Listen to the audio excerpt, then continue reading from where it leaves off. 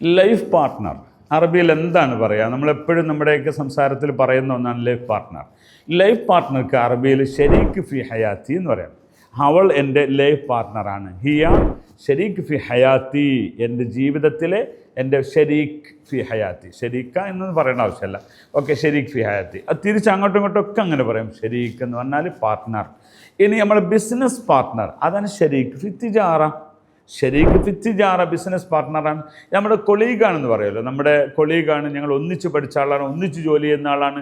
അവിടെയൊക്കെ ഷരീക്ക് എന്ന് പറയുന്ന വാക്കാണ് ഉപയോഗിക്കാറുള്ളത്. നമ്മുടെ സാധാരണ നമ്മൾ ക്ലാസ്മേറ്റാണെന്ന് പറയാൻ അതാ ഷരീക്ക് ഫി ദിറാസ, ഷരീക്ക് ഫിൽ കുല്ലിയ, കോളേജിലെ എൻ്റെ ഷരീക്കായിരുന്നു. ഷരീക്ക് എന്ന് സാധാരണ അവിടെ ഉപയോഗിക്കാറുണ്ട്.